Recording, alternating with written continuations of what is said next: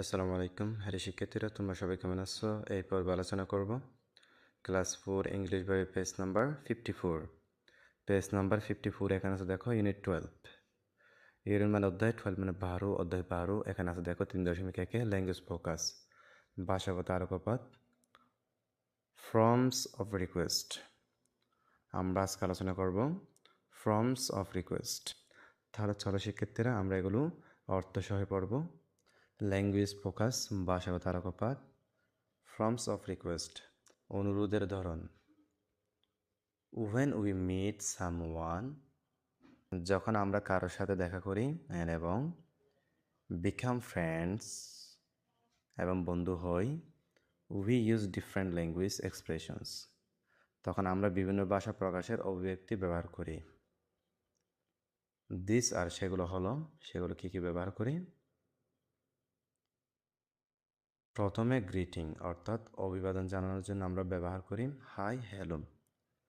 Hi hello মানে হচ্ছে ওহে। এরপর আমরা ব্যবহার করি ইন্ট্রোডিউসিং অর্থাৎ পরিচয় করিয়ে দেওয়া।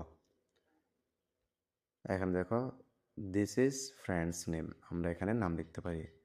যেমন আমরা লিখতে পারি এখানে দিস ইজ ফাহিম, এখানে আমরা লিখতে পারি ফাহিম।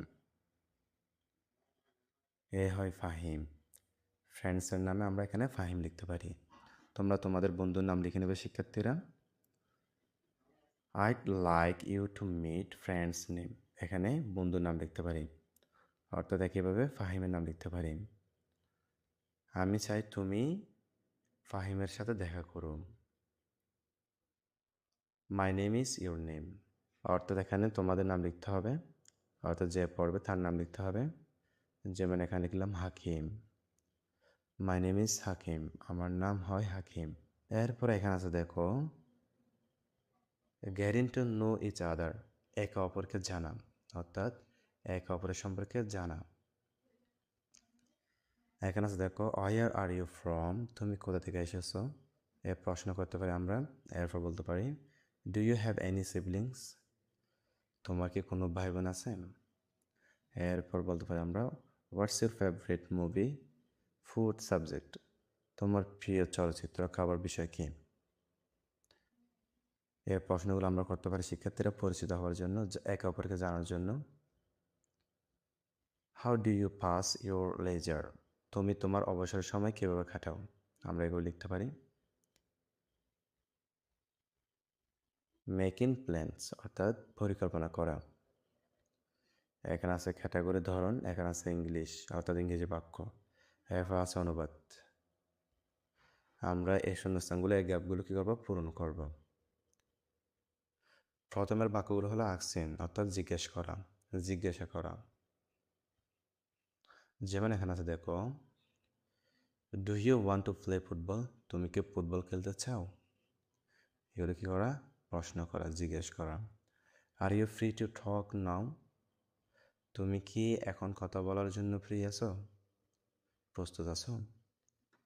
এরপর বলতে পারি would you like to join us, তুমি কি আমাদের সাথে যোগ দিতে পছন্দ করবে, আমরা এগুলো ইউজ করতে পারি কত প্রশ্ন করার জন্য, জিজ্ঞাসা করার জন্য। এরপর এখানে আছে সাজেস্টিং পরামর্শ দেওয়া, আমরা ইউজ করতে পারি এখানে বাক্য we could go to the field, আমরা মাঠে যেতে পারি। How about playing cricket, cricket খেললে কেমন হয়। এরপর বলতে পারি লেটস স্টার্ট দ্য গেম, চলো খেলা শুরু করি। এরপর আমরা বলতে পারি এগ্রিন অর্থাৎ একমত হওয়া। একমত নিয়ে তিনটি বাক্য হলো সাউন্ডস গুড, শুনতে ভালো লাগছে। আইড লাভ টু, আমি এটি করতে পছন্দ করব। শিওর অর্থাৎ শিওর অবশ্যই। তাহলে শিক্ষার্থীরা তোমরা এগুলো ভালো করে দেখে নেবে। এরপর দেখো শিক্ষার্থীরা গুরুত্বপূর্ণ ওয়ার্ড মিনিংগুলো নোট করে নাও। মিট দেখা করা, বিকাম হওয়া, এক্সপ্রেশন অভিব্যক্তি, ইন্ট্রোডিউসিং পরিচয় করে দেওয়া, সিবলিংস ভাই বোন, ফেভারিট প্রিয়, লেজার অবসর, সাজেস্টিং পরামর্শ দেওয়া, এগ্রি একমত হওয়া।